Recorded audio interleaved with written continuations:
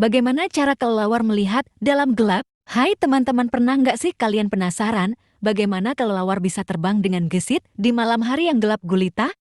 Padahal kan mata mereka kecil dan gelapnya bikin kita aja hampir nggak bisa melihat apa-apa. Nah, ternyata kelelawar punya cara unik untuk melihat dalam gelap. Penasaran? Yuk, simak video ini sampai habis. Kelelawar adalah makhluk nokturnal, artinya mereka aktif di malam hari. Tapi, nggak seperti kita yang bergantung pada cahaya untuk melihat. Kelelawar punya sistem canggih yang disebut ekolokasi.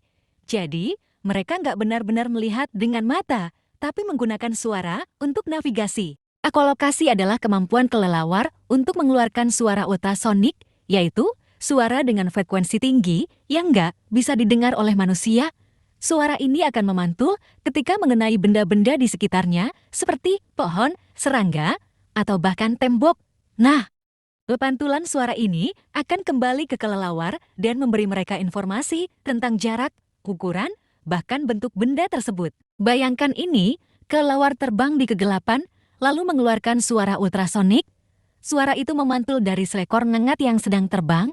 Dalam sekejap, kelelawar tahu persis di mana ngengat itu berada, seberapa besar, dan ke arah mana dia bergerak dalam hitungan detik. Kelelawar langsung menangkap mangsanya.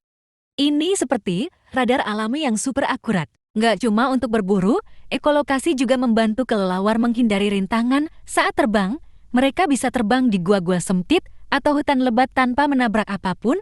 Bahkan, beberapa jenis kelelawar bisa membedakan antara benda hidup dan mati hanya dari pantulan suara. Luar biasa kan? Nah, itu dia teman-teman, rahasia di balik kemampuan kelelawar melihat dalam gelap. Mereka nggak perlu cahaya untuk beraktivitas karena mereka punya sistem ekolokasi yang super canggih. Jadi, kalau kalian lihat kelelawar terbang di malam hari, ingat ya, mereka sedang menggunakan suara untuk melihat dunia sekitar.